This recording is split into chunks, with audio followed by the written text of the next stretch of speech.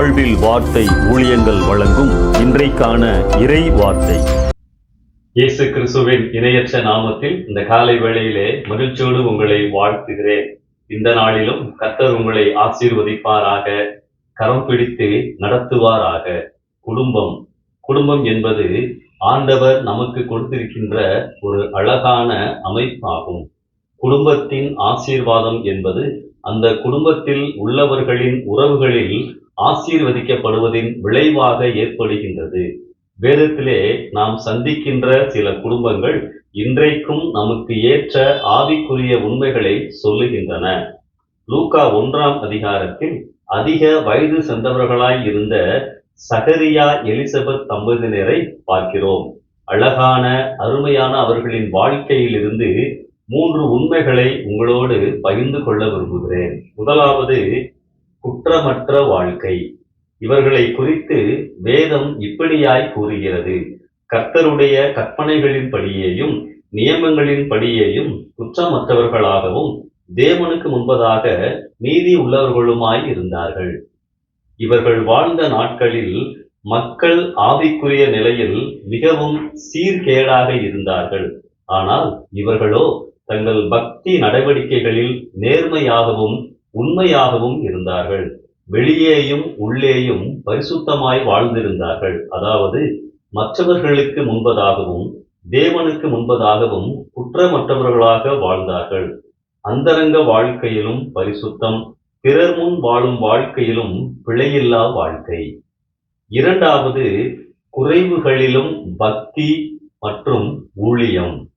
தேவன் எனக்கு என் விருப்பத்தை நிறைவேற்றாவிட்டாலும் நான் அவரை நம்புவேன், அவரை நேசிப்பேன், அவருக்கு ஊழியம் செய்வேன்.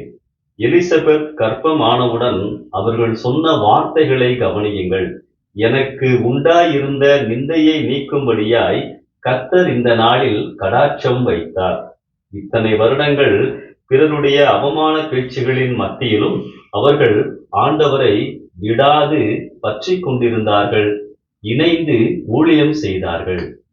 மூன்றாவது, குழப்பமில்லா தகவல் பரிமாற்றம். குடும்ப வாழ்க்கையில் ஒருவருக்கொருவர் நல்ல புரிதல் இவர்களுக்கிடையே காணப்பட்டது. ஆண்டவரின் வழி நடத்துதலை, திட்டத்தை இருவருமே நன்கு புரிந்திருந்தார்கள். பிள்ளைக்கு பெயரிடும் போது யூத வழக்கத்தின்படி சகரியா என்று பெயரிட மற்றவர்கள் முயன்ற போது சகரியா அந்த நேரத்தில் பேச முடியாதவராக இருந்தாலும் யோவான் என்று பெயரிடுவதில் இருவருக்கும் ஒருமித்த கருத்து இருந்தது. இன்றைய நாட்களில் இளம் தம்பதியினருக்கு இது அவசியமான ஒன்று. குடும்ப ஆசீர்வாதத்தின் அடிப்படை கணவன் மனைவிக்கு இடையே இருக்கின்ற நல்ல ஆரோக்கியமான உறவுதான். குற்றமற்ற வாழ்க்கை, குறைவுகளிலும் பக்தி, ஊழியம், குழப்பம் இல்லா தகவல் பரிமாற்றம். அன்பானவர்களே, கிறிஸ்துவை மையமாக கொண்டுள்ள குடும்பமாக நம் குடும்பம் இருக்க வேண்டும் என்றால் இந்த 3 பண்புகள் கட்டாயம் தேவை. கர்த்தருடைய உறவும் அன்பின் ஐக்கியமும் இல்லாத காரணங்களால் குடும்பத்தில் இன்றைக்கு வாக்குவாதமும் யார் பெரியவர் என்ற போட்டியும் ஏற்படுகின்றது. குடும்ப ஆசீர்வாதங்களுக்கு கர்த்தரோடு எனக்குள்ள நல்ல உறவே முக்கியம். எலிசபெத் சகரியா ஆண்டவரோடு நல்ல உறவில் இருந்ததினால் தங்களுக்குள்ளும் அந்த அன்பில் நிலைத்திருந்தார்கள், நல்ல உறவில் வாழ்ந்திருந்தார்கள்.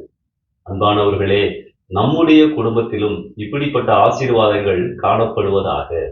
இந்த சிந்தனையோடு இந்த நாளை ஆரம்பிப்போம். கர்த்தர் உங்களை ஆசீர்வதிப்பாராக. ஆமென்.